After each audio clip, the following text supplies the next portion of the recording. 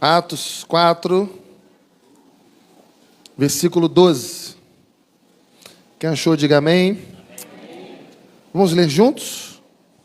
E não há salvação em nenhum outro, porque abaixo do céu não existe nenhum outro nome dado entre os homens, pelo qual importa que sejamos salvos. Vamos outra vez?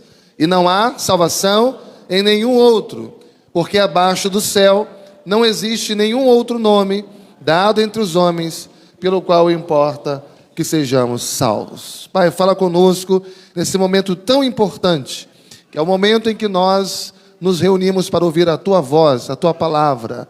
Ó Deus, que haja um despertar no nosso coração, principalmente para Te adorar, da maneira como o Senhor é digno de ser adorado, Pai.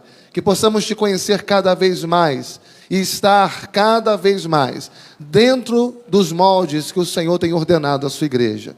Nós Te bendizemos por tudo, pela Tua salvação, pela Tua graça, pela Tua misericórdia, pela Tua bondade que está conosco, Pai, todos os dias da nossa vida. Te bendizemos de todo o nosso coração e fazemos isto em nome de Jesus. Que todos digam amém, amém. Glória a Deus. Toma o seu lugar.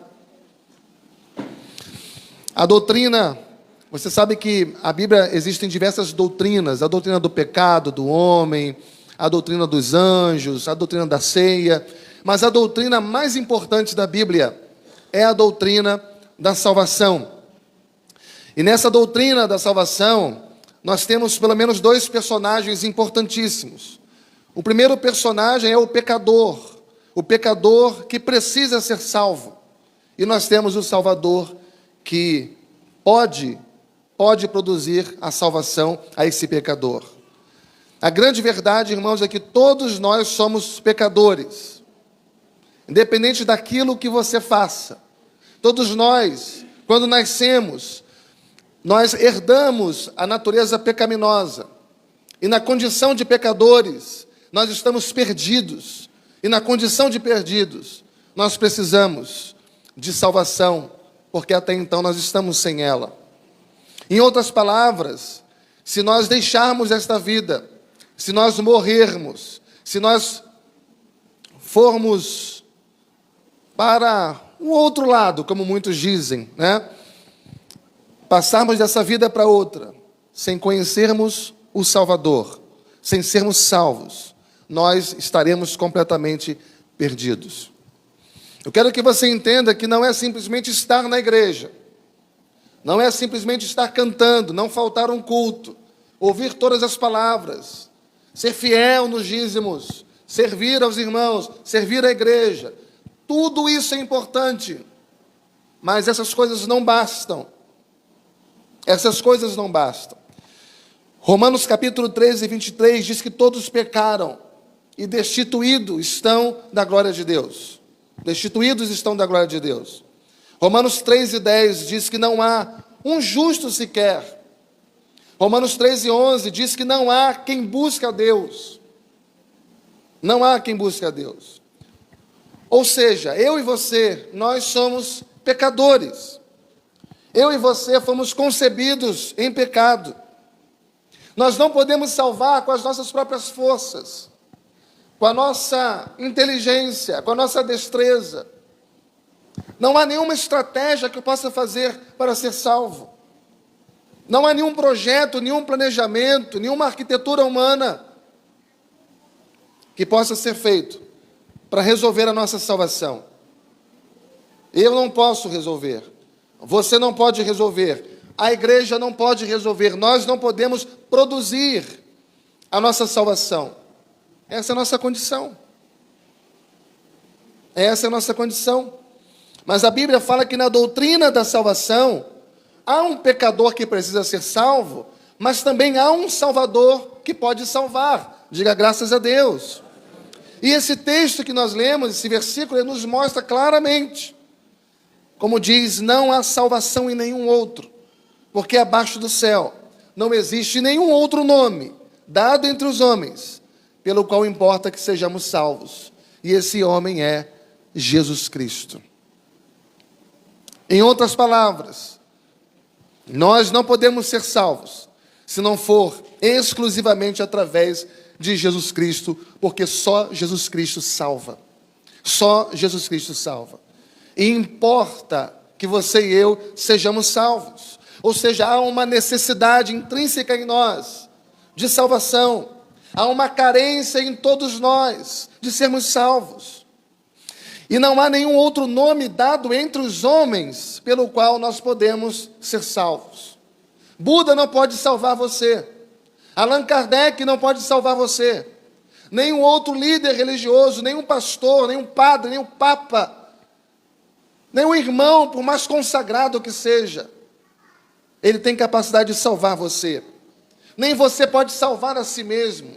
A igreja não pode salvar você. Você não consegue ser salvo pela sua moralidade, pelas suas obras. Por mais bom que você seja, por mais caridoso que você seja, por mais bem intencionado que você seja, você não consegue salvar a si mesmo. Ninguém, absolutamente ninguém, é capaz de produzir a sua própria salvação. Só Jesus. Mas a grande questão é, por que só Jesus? O texto diz, porque só um nome foi dado. Por que só Jesus? Porque abaixo do céu não existe nenhum outro nome. Por que só Jesus? E a resposta que a Bíblia nos dá é que Jesus foi o único que viveu entre nós, que não precisava de salvação. O único homem que viveu entre nós, que não precisava de salvação. E só pode salvar alguém quem não precisa de salvação para si mesmo. Se eu preciso de salvação para mim mesmo, eu não consigo salvar alguém. Só consegue salvar alguém aquele que não precisa de salvação para si mesmo. E Jesus Cristo, quando morreu então na cruz do Calvário, pelos meus pecados, pelos seus pecados, ele não estava morrendo para produzir a sua própria salvação, porque ele era perfeito em todas as coisas, ele era santo em todas as coisas, ele era justo em todas as coisas. E 2 Coríntios capítulo 5, versículo 3, diz que aquele que não conheceu o pecado, ele o fez pecado por nós, para que nele fôssemos feitos justiça de Deus. Louvado seja Deus. Você pode desfolhar a Bíblia, você pode pegar qualquer personagem da história, qualquer líder religioso que você possa encontrar, por mais maravilhoso que tenha sido a sua história, por mais testemunho que ele tenha dado das suas obras, e nós vamos encontrar um monte. Particularmente, eu gosto de Policarpo de Esmirna, que foi bispo da igreja de Esmirna na época de João. Uma história magnífica, um homem piedoso, um homem que morreu por amor a Cristo, foi queimado, vivo. Eu me lembro muito bem da sua história, porque na hora que ele estava sendo queimado vivo, bateu um vento, soprou um vento aonde ele estava, e aí a fogueira estava se desviando do corpo dele, e ele pediu que alguém virasse o corpo dele numa posição que o fogo pudesse queimá-lo, principalmente de frente, para que ele pudesse ver. Ele se orgulhava em estar morrendo pelo seu Senhor, pelo seu Salvador. Que testemunho glorioso, irmãos.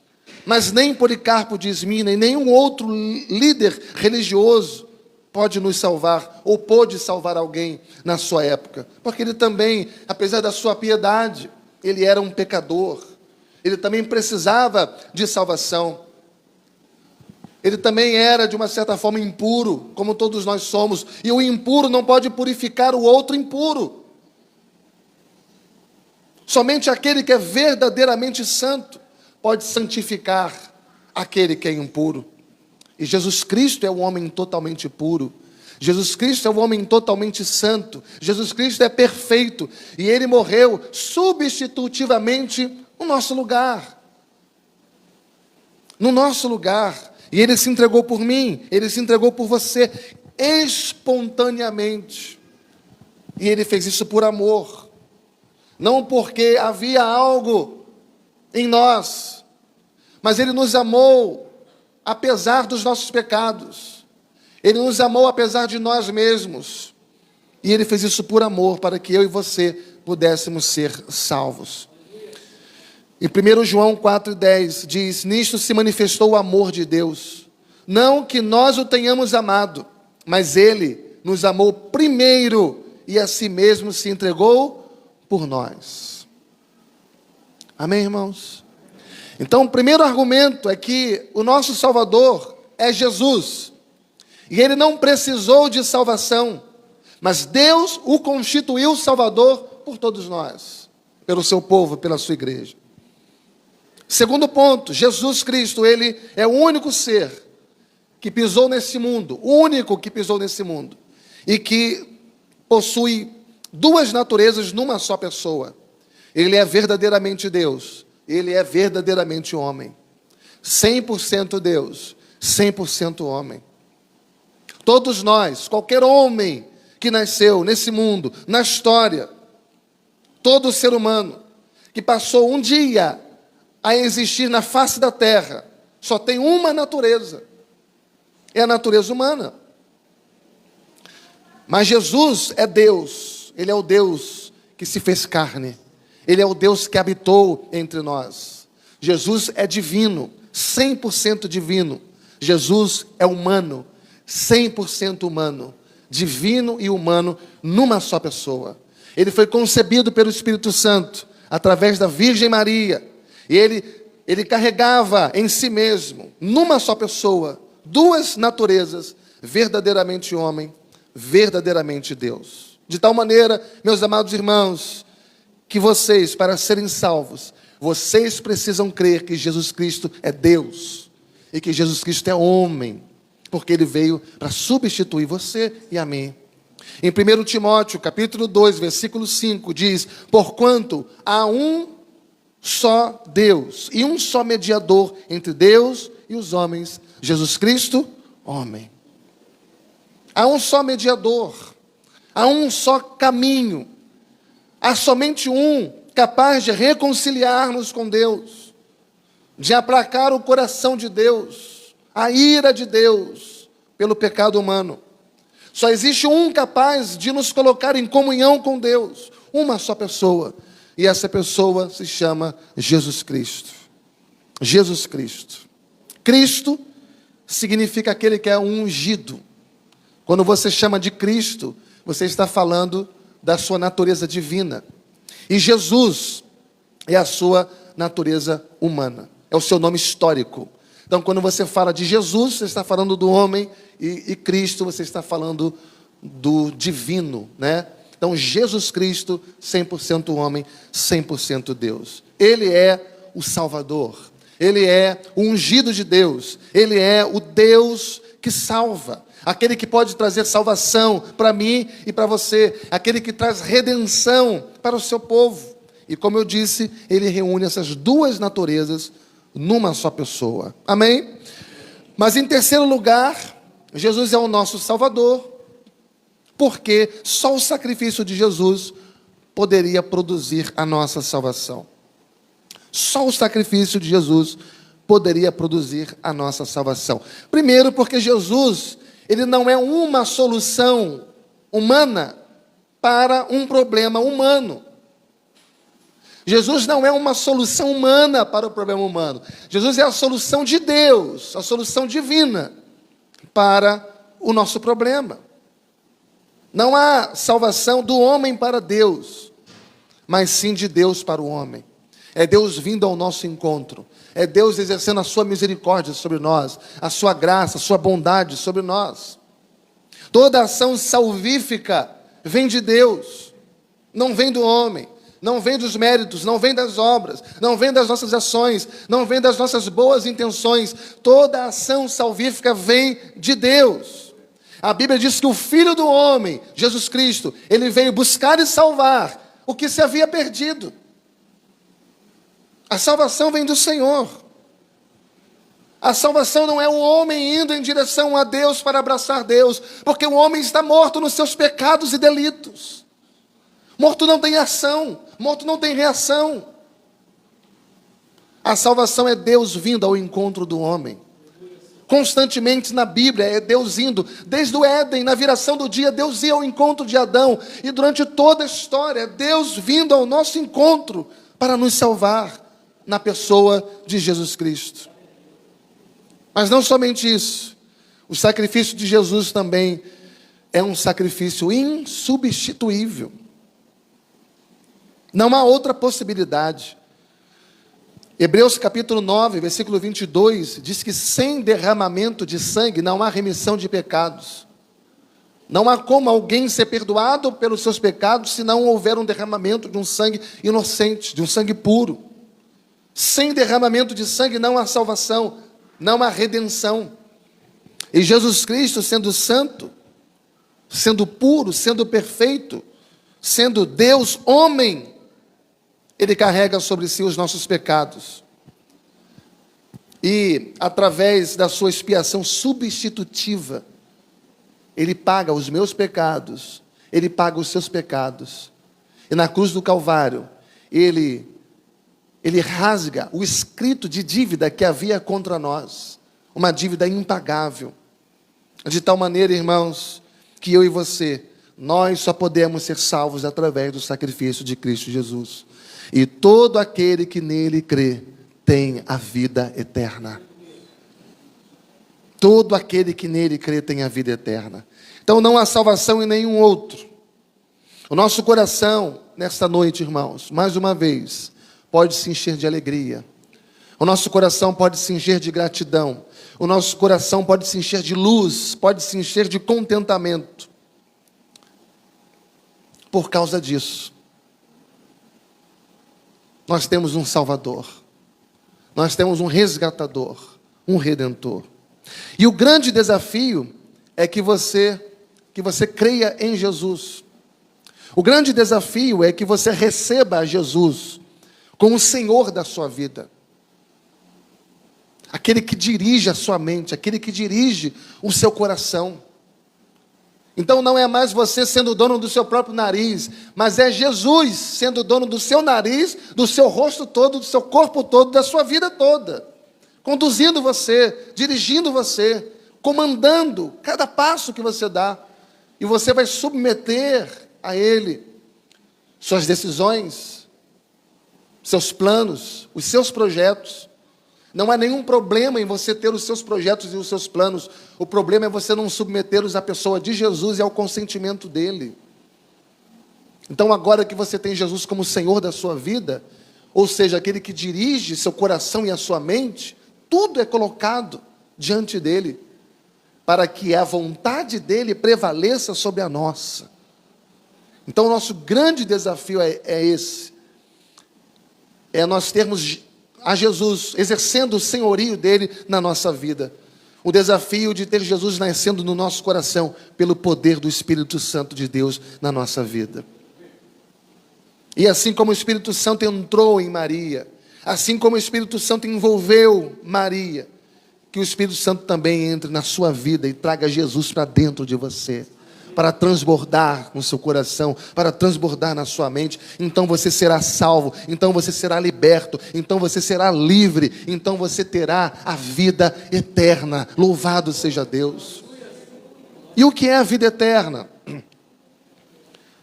Se eu perguntar para você o que é a vida eterna, basicamente você vai dizer: olha, pastor, é uma vida que nunca acaba, é eterna. Errado não está. Mas não apenas isso. Não apenas isso. A Bíblia diz que a vida eterna é que você conheça ao Deus único e verdadeiro e a seu Filho a quem Ele enviou. A vida eterna não é só uma vida que nunca acaba, mas também e sobretudo uma qualidade de vida na presença de Jesus. É você ter o Espírito Santo dentro de você, capacitando você a viver para a glória de Deus. Quem tem Jesus tem a vida. E quem não tem Jesus já está morto nos seus pecados e delitos. Que Deus nos ajude, que Deus tenha misericórdia de nós. E que a graça de Deus todos os dias seja manifestada nas nossas vidas. Amém, meus irmãos? Feche os seus olhos onde você está, curva a sua cabeça. Quero chamar o Ministério de Louvor para estar comigo aqui em cima e quero fazer uma oração por você nesse momento.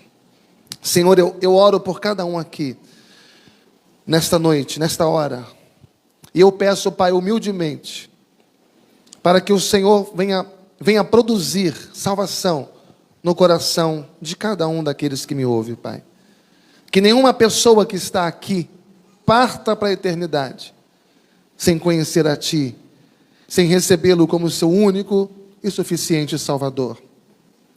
Ó Deus, eu oro a Ti e te peço, Pai, que o Senhor venha produzir na mente de cada pessoa a verdadeira regeneração, a verdadeira salvação.